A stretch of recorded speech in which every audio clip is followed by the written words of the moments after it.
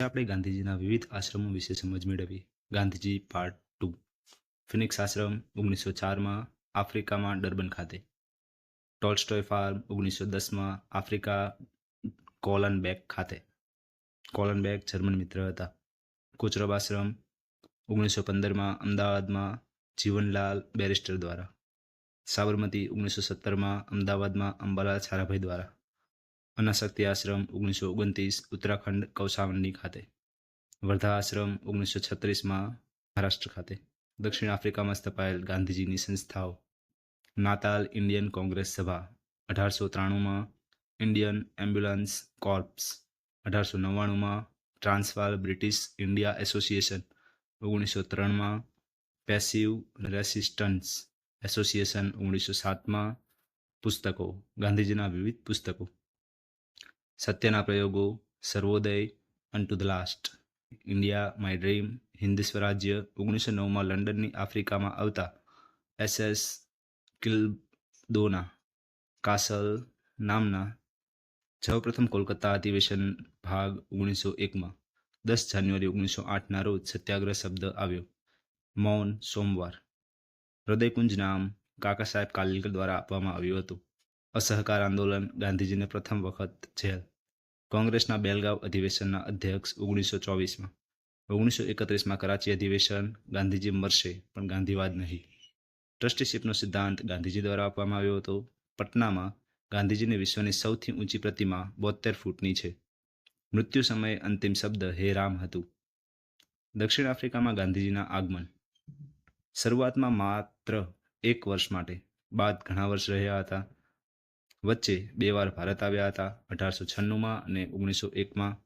કાર્ય રંગભેદની નીતિ સામે લડત લડી હતી. ભારતીય સંખ્યા 2 લાખ હતી. ભારતીયો સાથે વર્તન. ભારતીયો કુલી કહેતા હતા. ફૂટપાથ પર ચાલવાનું નહીં. રેલગાડીની પ્રથમ અને દ્વિતીય શ્રેણીમાં મુસાફરી કરવી નહીં. અમુક હોટલ માત્ર યુરોપિયન માટે આરક્ષિત. આ ઉપરાંત ઘણા ભેદભાવ. ગાંધીજીના સંઘર્ષ કરવો પડ્યો હતો.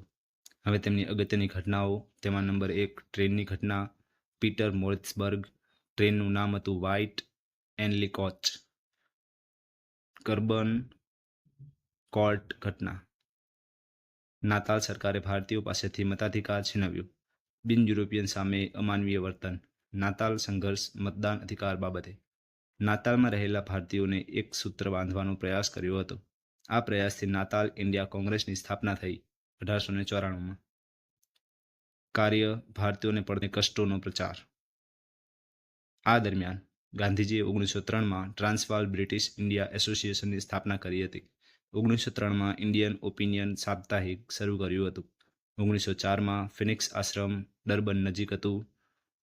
1906માં ટ્રાન્સવાલ સરકારે ફરીથી એક કાયદો પસાર કર્યો હતો. 8 વર્ષથી ઉપરની પ્રત્યેક ભારતીય વ્યક્તિઓની નોંધણી કરવાનું નક્કી કર્યું હતું.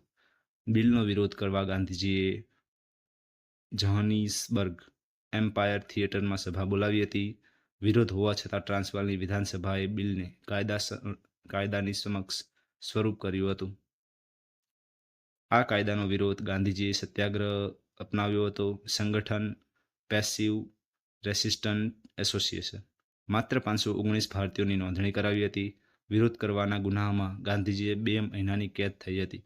અનેક ભારતીયોને પોતાની નોંધણીની હોળી કરી હતી. સત્યાગ્રહીઓએ ટોલ્સ્ટોય ફાર્મમાં વસ્યા હતા. ખ્રિસ્તી ધર્મ વિધિથી ન થાય તે માટે લગ્નને ગેરકાયદેસર જાહેર કર્યો હતો. કાયદાનો ભંગ થયો હતો. ગાંધીજી આંદોલનને સમર્થન આપવા ગોખલેએ ભારતીય ભયમાં યાત્રા કરી. લોર્ડ હાર્ડિંગ દ્વારા પણ દક્ષિણ આફ્રિકામાં આવતી બ્રિટિશ સરકારની આ નીતિનો વિરોધ કરવામાં આવ્યો. સરકારે ઝૂકવું પડ્યું અને 3 પાઉન્ડ કર દૂર કરવાનો પડ્યો. ભારતીય રીત રિવાજોની મુજબ કરવામાં આવેલા લગ્નો મંજૂર રખાયા. ગાંધીજીની શરૂઆતમાં બ્રિટિશ સામ્રાજ્યના સમર્થક હતા. 1899માં બોઅર યુદ્ધ દરમિયાન ઇન્ડિયન એમ્બ્યુલન્સ કોર્પ્સ સંગઠિત કરીને અંગ્રેજ સરકારને મદદ કરવી. ગાંધીજીની સામાન્ય માહિતીઓ પૂર્ણ થાય છે. હવે આગળ આપણે તેના આંદોલનો વિશે સમજ મેળવશું. તેની માહિતી આપણે આના પછીના ક્યારેક વિડીયોમાં જોઈશું.